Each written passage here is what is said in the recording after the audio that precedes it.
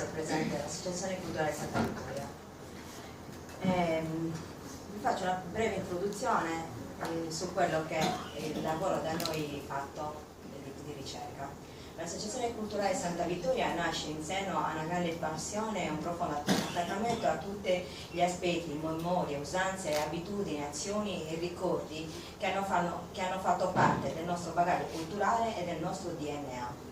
L'associazione è costituita da un gruppo di amici che insieme si impegnano nella realizzazione di importanti progetti volti alla valorizzazione del patrimonio storico, artistico e culturale del nostro paese.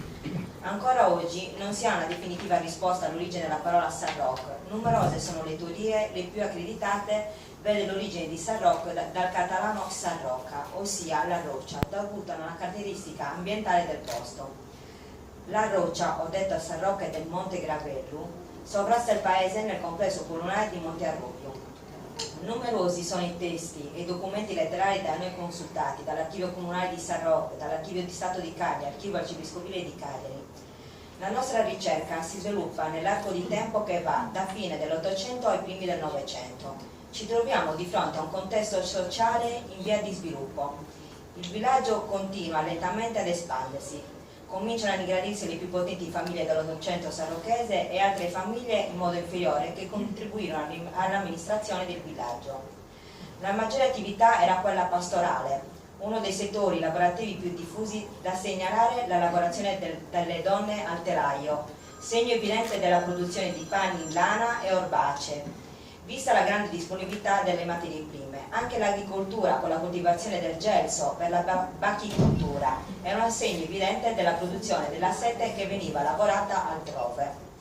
Le attività commerciali erano numerose, industrie armentizia, negozianti, generi diversi, coloniali, tessuti e infine commercianti. All'epoca un ristretto numero di proprietari terrieri possedeva la maggior parte delle terre coltivabili e da pascolo e un consistente numero di capi di bestiame. Proprio per questa superiorità deteneva il potere politico, amministrativo e culturale. Il gruppo di potere di quel periodo era costituito dalle famiglie Cois, De Montis, di Dias, Siotto e Manca di Villahermosa. I membri delle suddette famiglie hanno ricoperto le più importanti cariche del settore amministrativo e pubblico del paese. Da qui si evince che vi era una stretta classe agiata, dove non tutti si potevano permettere certi spazi. Per questo motivo sono pochi gli abiti e i pezzi unici di un certo pregio che sono giunti a noi, ognuno con dei piccoli particolari che li differenziano, frutto di scelte e gusti individuali. Dalla manodopera artigianale a quello che il mercato offriva, all'aspetto più importante il potere di acquisto che ognuno aveva. Bisogna anche sottolineare che nel tempo, dalla fine dell'Ottocento fino alla dismissione di massa dell'abbigliamento tradizionale del primo ventennio del Novecento, vengono a intersecarsi con modelli signorili dettati dalle mode ottocentesche e novecentesche. Dopo aver preso visione dei capi ritrovati, delle fotografie e ascoltate le memorie degli anziani del paese, siamo riusciti a identificare diverse tipologie vestimentarie che sono riconducibili nelle analoghe soluzioni a quelle che troviamo nelle comunità vicine a Sarroc, come Villa San Pietro e Pula. Come diceva Lagius nel dizionario geografico, storico, statistico, commerciale degli stati del Sua Maestà, il Re di Sardegna, nella quale Sarroc era compresa nel mandamento di Pula, nella prefettura di Cagliari, nell'antico dipartimento di Nora, del regno giudicato di Cagliari. Come è logico pensare, promosse lo scambio di fogge e tessuti nell'intera zona, modo e stili rappresentati al massimo. Le fonti letterarie e quelle d'archivio concordano sull'evidenza che la moda vestimentale di Sarroc rispecchia quella della zona geografica di Pula, quindi il capitano di Cagliari. L'aspetto che conta per poter definire l'abito tradizionale è da ricercarsi nell'utilizzo e nell'espressione della sua comunità, senza trascurare gli aspetti più importanti del contesto in cui si è sviluppato ed espresso, del significato che ricopriva per la popolazione, dell'utilizzo che se ne faceva. Per valorizzare tutte le caratteristiche del bestiario bisogna analizzare il periodo storico, la situazione economica e il contesto sociale nel quale veniva utilizzato all'interno della stessa collettività. Per abbigliamento tradizionale del proprio paese si intende quegli indumenti in cui la popolazione si ritrova, si sente di essere rappresentata. La gente del paese si riconosceva e si riconosce in quella tipologia vestimentaria. Abbiamo constatato che gli anziani, vedendo le foto con gli abiti, analizzando i vari pezzi ritrovati, si riconoscono in quella tipologia di abbigliamento, riconosce la propria identità e quindi membro di quella comunità. Ci si identifica in quel tipo di abbigliamento, sfatando il mito che non ci fosse un vestiario tipico di San Roque o che se ce ne fosse un solo esemplare. Tutto questo ha portato a un'estremizzazione dell'abito tradizionale, dove i gruppi folk hanno preso come modello vestimentario della propria comunità un solo esemplare, facendo diventare l'abito una divisa, creando differenze mai esistite con i centri attigui. L'abbigliamento tradizionale di San Roque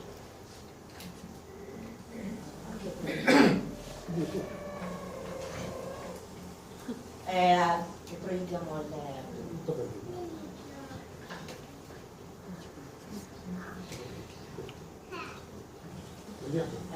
adesso vi proiettiamo delle memorie di alcuni anziani che hanno contribuito alla ricerca. Nato il 621. Ecco, volevo chiederle che ricordo ha del costume sardo di San Roque? La donna di Bordeaux. La camicia bianca, sì.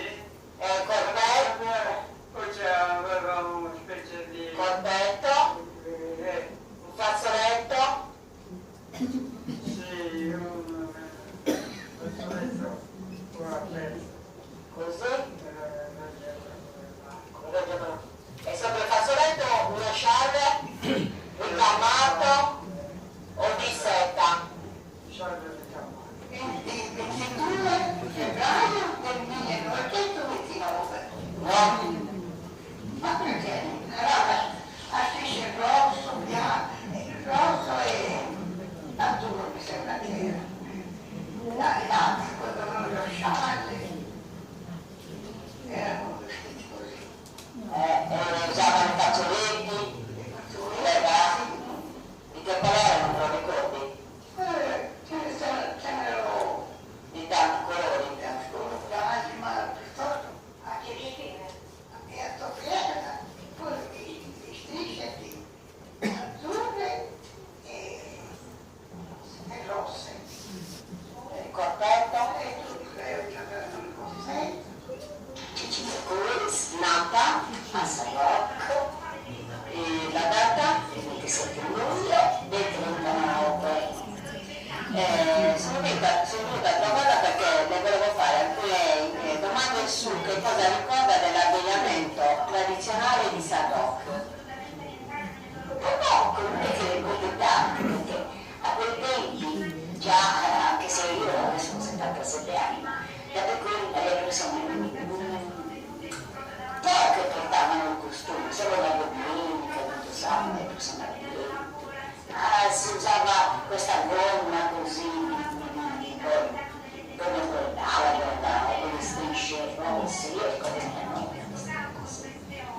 Ha trovato dei pezzi di abbigliamento o delle fotografie che ritratano suoi parenti vestiti con degli abbigliamenti? le mie zie, ce l'ho la foto, fatta da doppio, La sua nonna invece sì. nonna sì. E avete dei pezzi di abbigliamento ritrovati? Abbiamo delle scialle che hanno vicino non c'ero io, osservavo. Quello io le scialle. Come sta dicendo le grembiule che veniva utilizzato? Il grembiule di seta, era rigorosamente di seta, quasi tutta la camicia bianca, avevano il corpetto, però io ho un vago ricordo di mia nonna che non lo sa, ma poi vuol dire se non sono in divisa, una volta che mia nonna è morta, si sono in divisa, e allora sì, questo costume. E solo alcune famiglie avevano la possibilità di avere Questo scialle che aveva mia nonna, c'era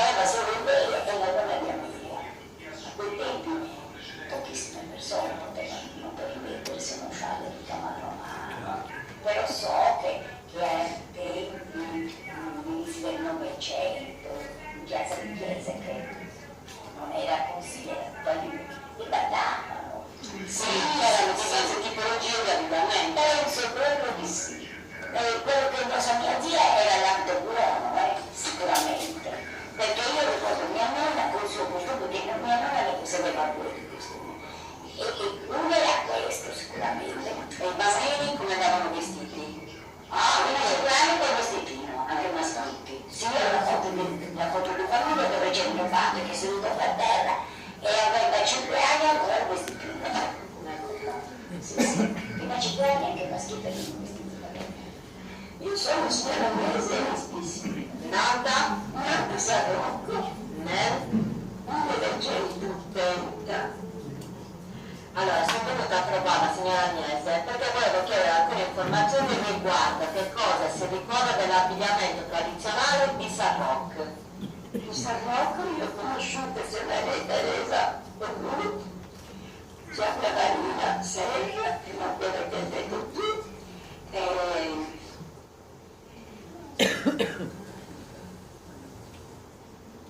e queste persone si vestivano in abbigliamento tradizionale.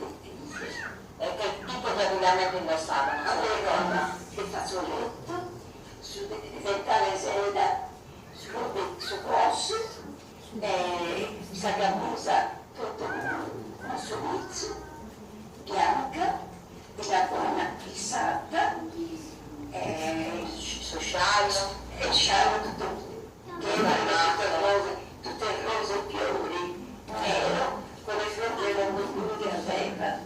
Ascolta, io c'avevo una vacca a casa, c'avevo la mamma di Cernoia e noi ci aveva messa su caserra. Tu non la conosciuta. Quella donna era vestita a giacca fondetta, che quella donna.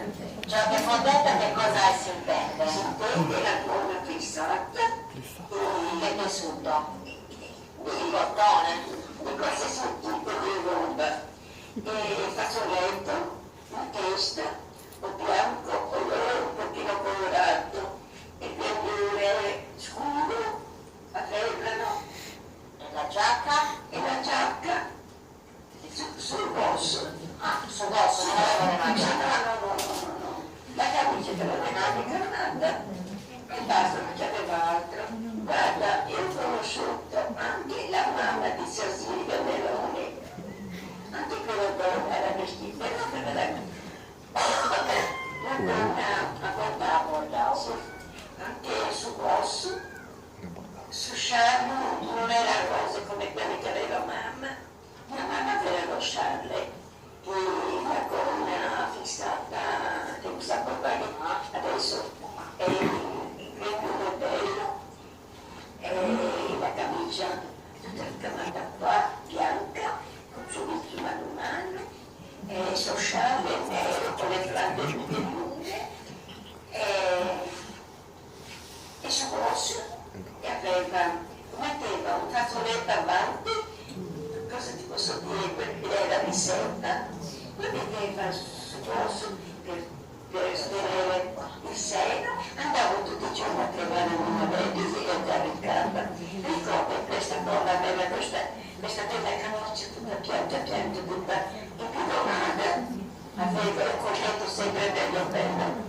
Io mi chiamo Emilio Massa, sono nato a San Rocco, località Tonara, io sono nel 1928, io sono quasi 88 anni. Buonasera, allora mi volevo chiedere alcune informazioni. Allora, abbiamo fatto una prima carrellata di contributi degli anziani. Adesso continuiamo un attimo a parlare della ricerca e dell'abbigliamento tradizionale di San Rocco, che è nel suo massimo sviluppo a metà e fine dell'Ottocento.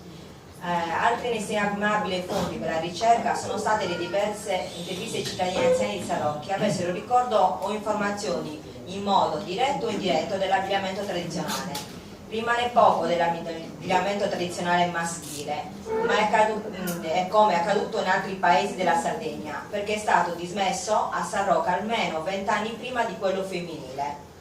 Invece, per quanto riguarda la domanda sull'abbigliamento femminile, gli intervistati hanno il ricordo di 4 o 5 donne di San Rocco che possedevano una o due tipologie di abbigliamento e le indossavano solo per occasioni molto importanti come feste religiose o processioni.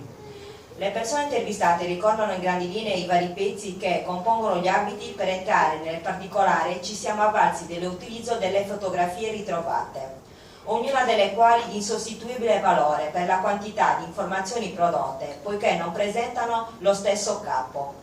Lo studio, il recupero e la ricostruzione è stata possibile grazie alla ricerca effettuata in loco dall'Associazione Culturale Santa Vittoria, con la consulenza della dottoressa Franca Rosa Contu, esperta dell'ISRE, e del ricercatore esperto di sartoria storica Ignazio Sanna. Siamo giunti al completamento della qualità e delle varie parti che compongono gli abiti, confermando una ricostruzione seria, onesta e attendibile del ritrovato abbigliamento tradizionale di San Roque, perdendo così quel sostantivo dispregiativo di costume. Ringrazio il mio fraterno amico Matteo Azzeni per l'immenso aiuto concessomi nello sviluppo e nella preparazione di questo convegno di così grande importanza culturale e identitaria per la mia comunità. Ora passiamo alla descrizione del primo abito di cui vi vogliamo parlare.